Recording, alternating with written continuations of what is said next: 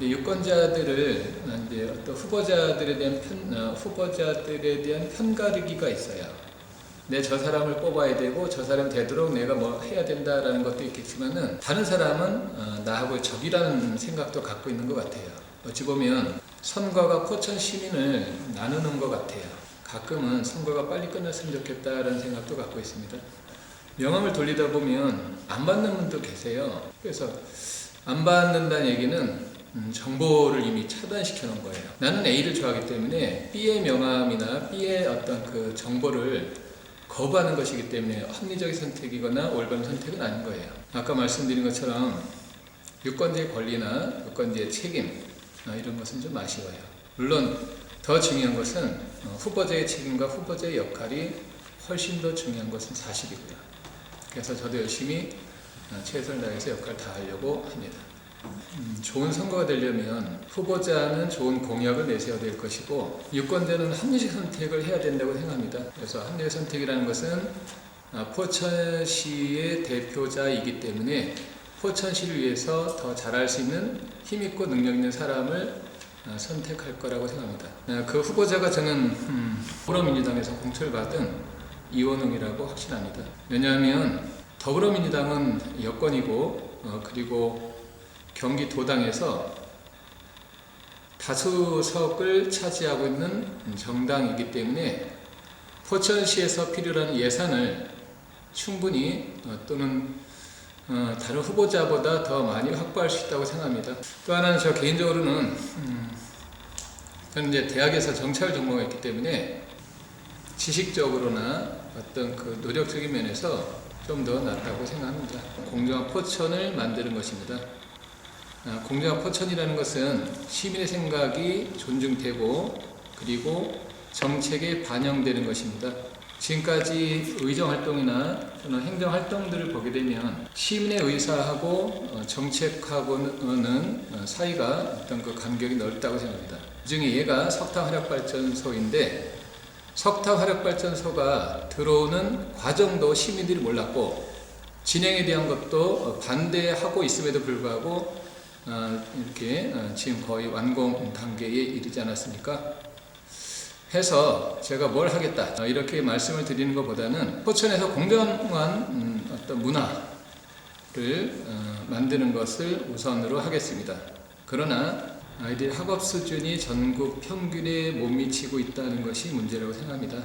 물론 이제 성적이 최고고 최우선시 되어야 되는 것은 아니지만 공부를 못한다, 성적이 낮다라고 하는 것이 목적이 아니라고 생각합니다. 다시 말씀을 드리면 성적이 낮은 것은 자랑도 아니고 우리가 생각했던 목적도 아니고 그 자체가 문제라고 생각합니다. 자율적인 학습 그리고 어떤 그런 부분들이 아이들한테 필요한 것은 맞지만 학업에 대한 부분, 예를 들면 대학에 대한 진학이든 그리고 필요한 공부에 대한 성과가 좋은 것을 저는 목표로 삼고 있습니다. 그렇다고 해서 타율적이고 강요적인 학습이 아니어야 합니다. 교육 관련된 정책들이 없는 것도 아니고 그리고 그런 정책들이 꽤 좋음에도 불구하고 포천시의 학업 수준이 그렇게 낮은 것은 실천하지 않았고 그리고 그 실천이 올바르지 않았다고 생각합니다. 따라서 있는 정책에 대한 부분을 새롭게 아주 근사하게 만들기보다는 실천에 대한 부분을 염두에 두는 것이 좋다고 생각합니다. 저는 제일 중요하게 생각하는 것은 문화이거든요. 그래서 실천이 되도록 그리고 그 실천의 결과에 따라서 평가받는 그 평가도 올바르게 평가받는 그런 문화가 필요합니다. 예를 들면 이런 거예요. 지금까지 교육 정책이 그렇게 좋은 것은 아니었었어요. 그럼에도 불구하고 평가는 이루어지지 않았거든요. 예를 들면 포천 시민에 의해서 포천 학부모님에 의한 평가가 없었다 또는 올바르지 않았었다 이런 판단 그런 생각을 갖고 있습니다. 학부모님들이나 포천 시민들이 교육 정책이 판단하여 피드백 시키는 것이 옳은데 그런 문화적인 면 그리고 그러한 제도적인 면을 보완하는 것이 좋다고 생각합니다. 아이들을 위해서 부모들은 뭐든지 다 할 수 있는데 아이들이 미세먼지 때문에 운동장조차 다닐 수 없고, 그리고 공부하던 교실에서 뭔가를 해야 되는 불편함이 부모로서는 안타깝다 이런 얘기를 하더라고요. 그러면서 드는 생각은 뭐냐면, 우리가 어떤 필요 없는 부분들이 많이 지어져 있거든요. 예를 들면 도서관도 마찬가지예요. 몇마다 거의 도서관이 다 지어져 있지만 관리자가 몇 명임에도 불구하고 사용자도 몇 명밖에 안 될 때가 많아요. 그런 건물들은 불필요하다라는 생각도 좀 들고요. 그러면 필요한 것에 돈을 쓰는 게 좋은데 학교를 이용하자. 예를 들면 학교에 조금 더 좋은 복지관을 짓고, 예를 들면 체육관을 좀 짓고 그 체육관을 주민들과 함께 사용토록 하는 것도 좋겠다.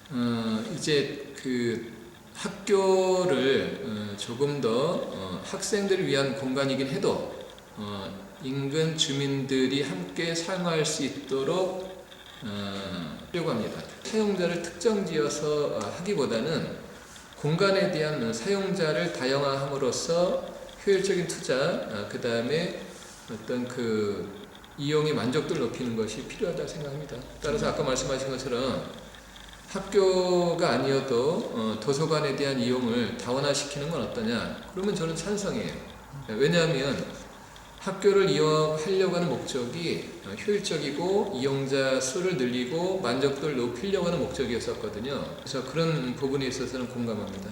이제 포천도 바뀌어야 합니다. 저는 앞으로 여러분들의 힘을 바탕으로 공정한 포천을 위해서, 그리고 포천의 발전을 위해서 열심히 뛰겠습니다.